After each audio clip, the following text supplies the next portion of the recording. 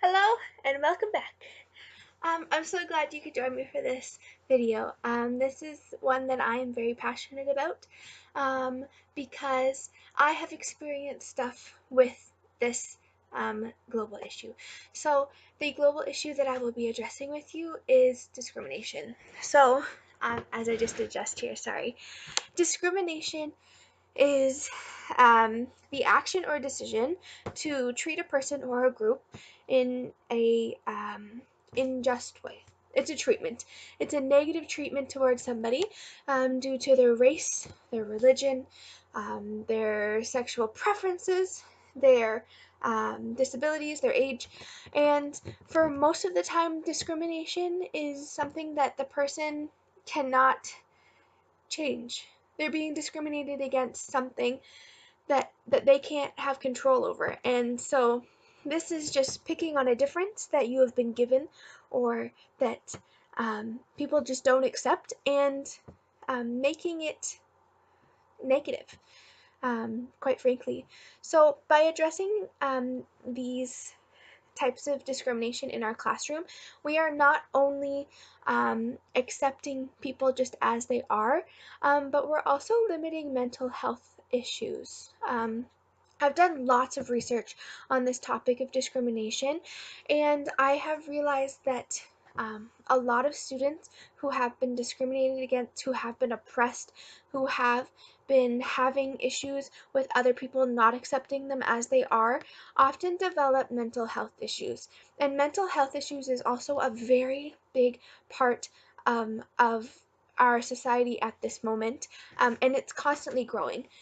Discrimination has a lot to do with that. Not accepting someone as they are allows them to think negatively not only about themselves but also other people around them. So by having someone who says mean things and does mean things to a certain group of people or a certain individual, it affects the other people that aren't necessarily doing anything. So one thing that I really need to reiterate is that you're in a safe environment. You're creating a safe environment for your students. You are allowing them to be critical, creative, fun, different people. You are accepting them for their differences because their differences make them great. They make their differences great, and that is what makes them students. That's what makes them people. You really need to reiterate that in your classroom because your students are all amazing. You have little superheroes in your class. You are a big superhero creating all these other little superheroes that are going to go into the world and make change for the better for your world. So you need to make sure that you are addressing discrimination in an effective way, and you can use literacy skills. So like I've said in probably almost every video that I have done, I love reading. So by addressing the reading curriculum, or sorry, the language curriculum and the reading strand, you are getting so much done. You can do a reading and then you can do an oral response, or you can do a reading and then you can do a writing response, or you can do a talk, just a conversation. And then some kids, when you have a younger grade, will create a book out of just their imagination. And you are allowing those students to do that. You're facilitating this student's knowledge, and that is so wonderful. So just a few examples about discrimination so you know a little bit more going into your classroom. So discrimination, obviously, as I've said before, is the actor decision to act unjustly towards somebody else based on things that they can't necessarily control majority of the time. So some of these things are also called, these reasons are called grounds, and some of these grounds can consist of race, gender, preferences, sexual preferences, faith and religion, identity, ability, disability, intelligence, ethnicity, social economic status, beliefs, body types, and it honestly it does go on, and there can be things that pop up later on in the future. There are things that aren't as prevalent today as they were before. However, you can always cross-curricularly connect this to a social studies or a history or anything to get your point across to the students. So remember, you're facilitating information to them. You're giving them as much information as you can, and you're seeing what they do out of it. You're allowing them to be creative using literacy skills, such as writing, reading, oral communication. Media literacy is a really great tool. This year I learned about Flipgrid and Shadow Puppet. I absolutely love using those apps. They're on iPads. I believe you can also do Flipgrid on the computer. Um, and by having that student choose their pictures, they don't have to draw anything. They don't have to write anything. All they have to do is talk into the app, and you give them that confidence on sharing their ideas. And you can do this for all of your students. They can create skits, they can create dialogues, they can create their own books and their own ideas using these apps, these literacy apps, which are so wonderful to do in the classroom.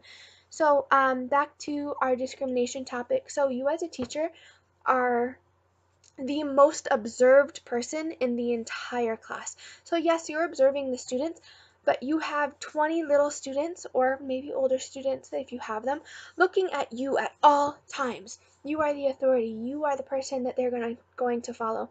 So if you're acting in biased ways, or you're acting in discriminatory ways, you really need to change that. You need to model your positivity. You need to model good behavior. You need to model accepting behavior, because differences are good. Differences are what make our children so great, and allows our lessons to be successful, and allows our planning to be fun. Creating all those different lessons and literacy techniques for all of our different students is wonderful. I love doing it. When I plan for a literacy class, I plan for all of my 20 students, not just one. I don't plan for all 20 students as if they were one. I plan for maybe Jimmy over in the corner who really likes trucks. I plan for him and what we can do. And then I plan for Susie, who really enjoys talking about, for example, pollution. Like, it's so wonderful to plan individually for students and see their eyes light up when you discuss something that they've had experiences with. So discrimination is a really interesting and moving experience as a class that I would urge you to go and try for yourself. Um, so that you know, there are several ways of experiencing discrimination. So there's not just one way that people could experience it. It can be so, for example, um, some people, you can use these in your class as well. If you have older grades or younger grades, you can adapt them to how you need to use them. So some people, when they go to an airport, they get referred for secondary screening based on their race. That's discrimination. When you get asked to work a Sunday shift, or a day that you can't do a certain holiday, that's not province wide or globally acknowledged, and you can't go and you get fired, you are being discriminated against because of your religion or your faith. When you get yelled at by a teacher or by another student, or by just somebody for not being able to run as fast, or you fail because you can't run fast, that's discrimination based on your body type, or your athleticism. Providing benefits to some couples and not to other couples, that's discrimination based on sexual preference and orientation, or marital status. Providing or requiring a driver's license for an employment position that doesn't require you to drive is discrimination against anybody who's disabled and cannot drive, and can still do the task perfectly fine without providing the driver's license. Must identify as male or female on quizzes or surveys, or just in general, that is discriminatory towards self-identity. And different communities that don't necessarily identify like that.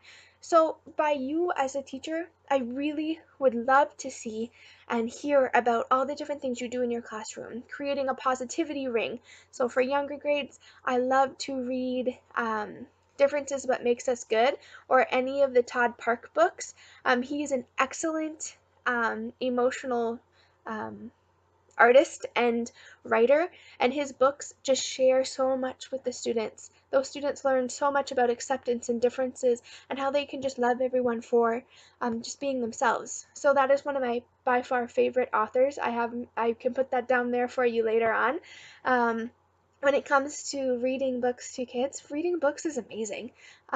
So I did see The Hate You Give. I just recently read that book, and I think it would be perfect for an older grade classroom if you want to do that as a literacy study, doing writing responses or creating activities out of that, doing a book box out of that. Creating portraits out of that. Like, it's just so amazing. So many things you can do with this area of global issue. So I encourage you to go on, just reminding you that your students are amazing. Accept the difference. Difference is what makes people amazing. Um, it's not a bad thing. Difference is not a bad thing. Discrimination is creating negative difference. Difference is positive. Difference is a positive word, and you have so many different students in your class that are beautiful. And you need to teach them that. You are the facilitator of knowledge. You need to go out there and you need to model this. You need to model positivity. You need to model anti-discrimination. You need to go in your classroom and create an environment using the techniques below or above for classroom management. Create a safe environment where students can be themselves, be different, and see how beautiful the world will be after. All thanks to you. So thank you for joining me.